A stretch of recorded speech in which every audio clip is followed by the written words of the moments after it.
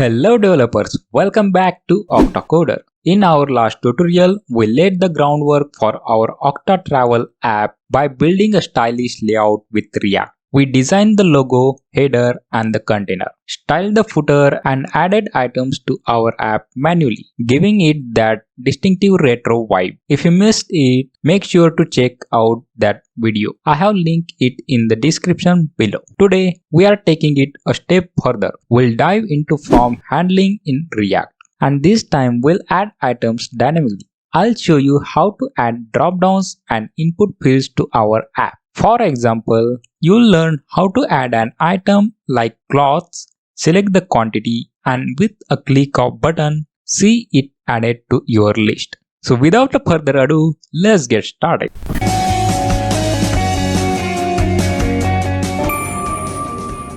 Alright, let's run the app.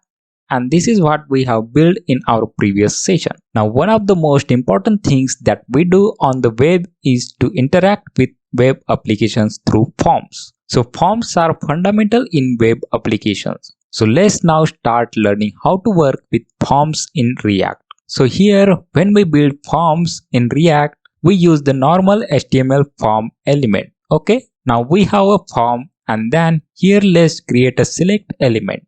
And now here we want to create a bunch of numbers. So inside select, we create one option with the value. Here we'll use JavaScript mode. So in order to pass an actual number 1 and not the string of 1. Now let's create the input. Type text and let's also include a placeholder here. Enter your item, something like that. Okay. And finally a button with add. Save this and we have the select input and add button here. It's not looking good, that's because we haven't added CSS. So now I'll write some CSS to design this. Okay.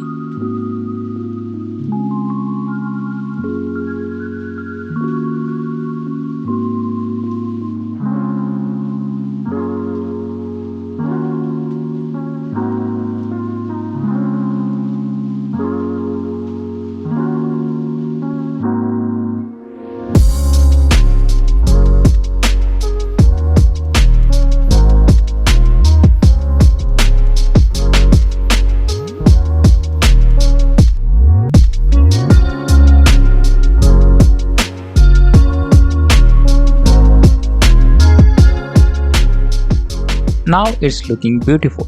Okay, herein we have one option, so let's add some more. Just copy and paste this and rename this.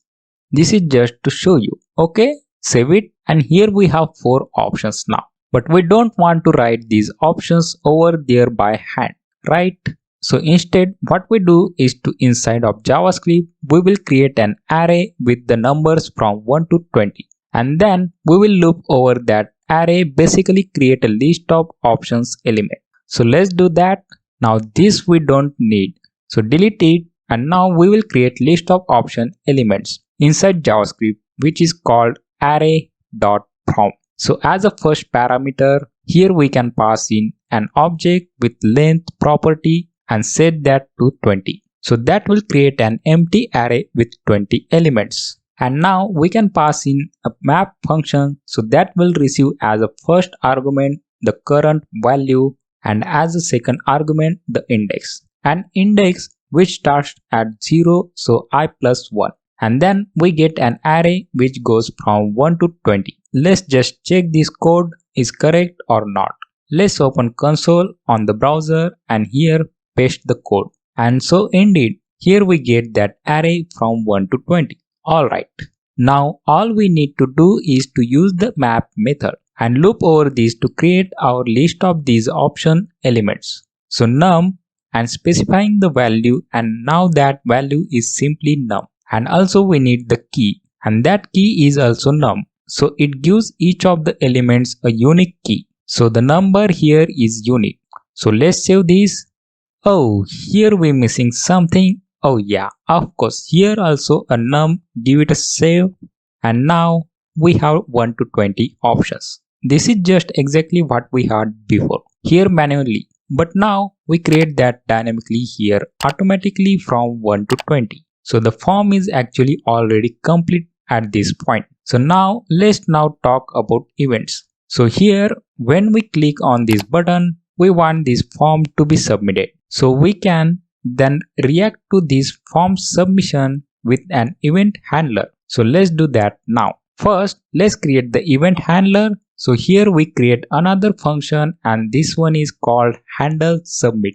Okay. And now all we need to do is to listen for that submit event. So here inside form tag, we add submit and then pass in the handle submit function. So this submit event will happen when we click here on this button. But for now, nothing happening because we don't have any logic in our handler function yet.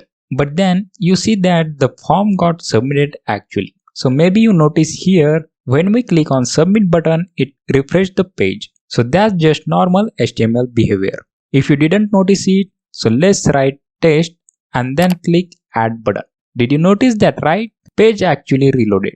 So the single page application like we want to build with React, we usually can submit a form without the page reloading. So in other words, what we want is for this page not to reload. So we need to disable this default behavior of HTML. How we do that?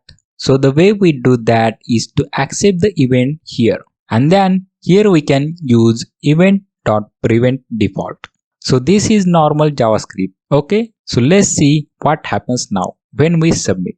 Yeah, now nothing happens. So that's exactly what we want. Now we want no reload, right?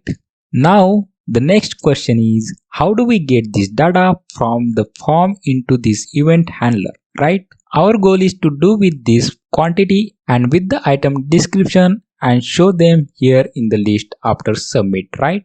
So let's do that now. Since we want to now keep this data inside the application, what that means is that we need some state, right? Because that form data changes over time. So in order to implement the control element technique, we follow 3 steps. First, we create piece of state. So let's start with that. And we will do that here with the actual input element. So that field is item description. So we call it description. Then as always, the setter function is set description. So then we use the useState hook. So the useState and then VS Code will show you automatically. So click it because that will then automatically import this useState hook into this file on top here as you can see. Okay. And for some reason that didn't work in your VS Code, then make sure to just write this out by hand. Okay. Now the default value for this description is just an empty string like this. So now we finished the first step of this technique. So we have our piece of state and now we use that state as a value of the input field. So inside input tag here we normally use value field, right? Same like that, and we want our description. So give it a save and don't worry about this console error. It already telling us next step. Okay. So now final step. We need to somehow connect this state with the value that we are actually going to type there, right? Because now the state will always stay empty even if we type something here. So React is now controlling this element and always sets it to the description. But the description right now always stays empty string. So to change this, what we need to do is to also on the same element listen for the change event. So that's using the onChange prop. And then here just define an inline function. And this function receives the event that was fired off. And then set description e.target.value. So we'll get the value. Okay. Give it a save and reload browser. And as you see, the error in the console is now gone. Great. So whenever you type description here, the value will get. Okay, I'll show you in the developer tool. Here in component, select form, and here as you see the state have the value. Okay, let's type something OctaCoder, and as soon as we type there, here state value also changes. Great. And now need to do the exact same thing with the select element, and if you want you can try it yourself.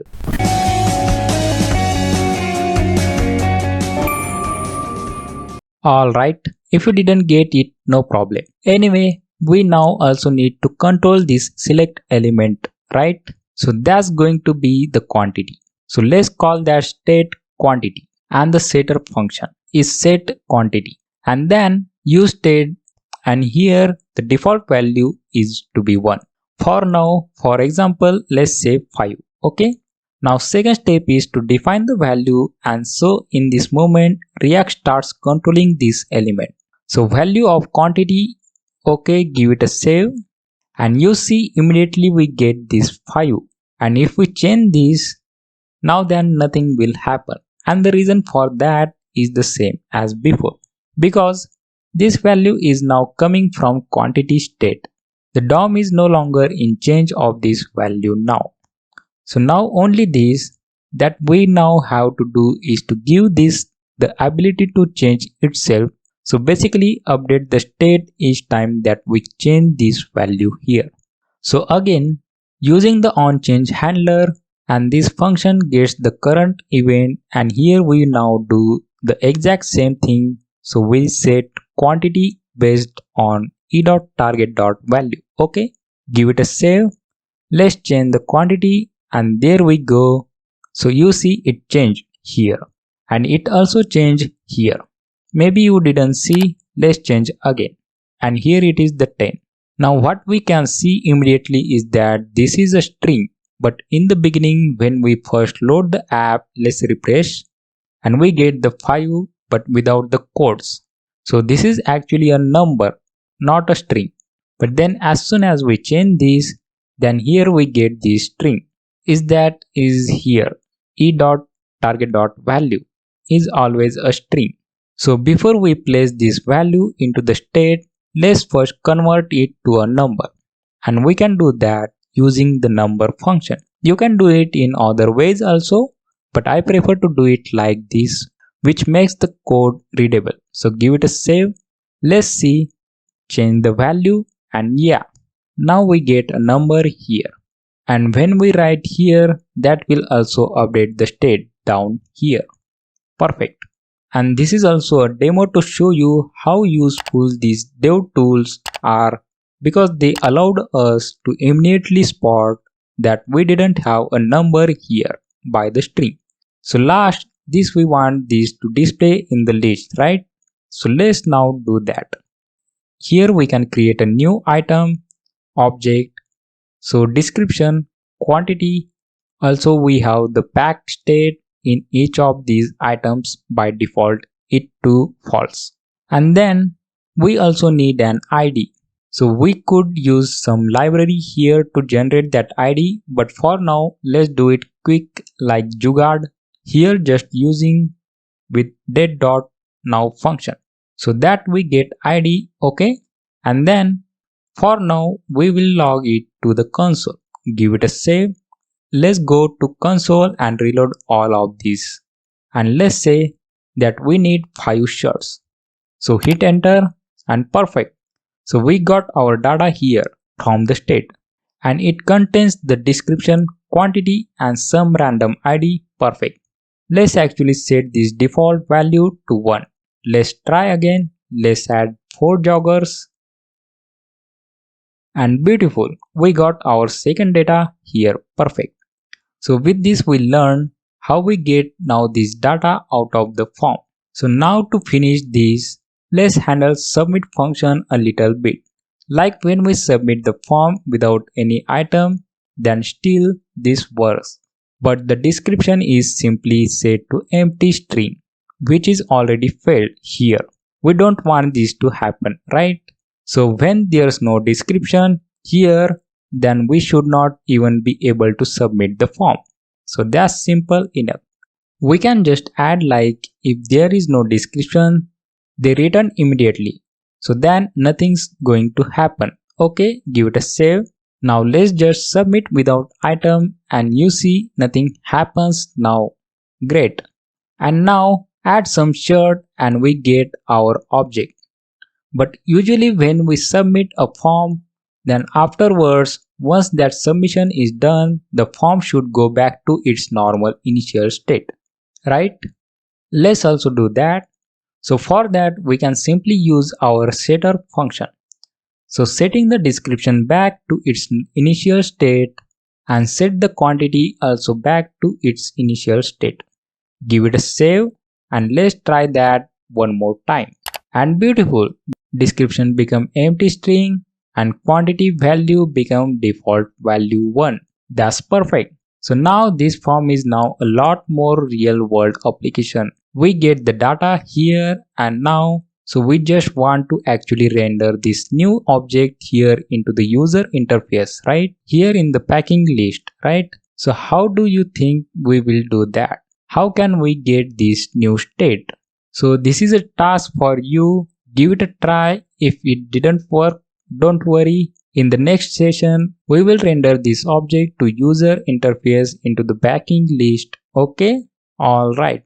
That's it for today's session. If you found this tutorial helpful, give it a thumbs up and don't forget to subscribe to the OctaCoder YouTube channel for more coding tutorials. Happy coding!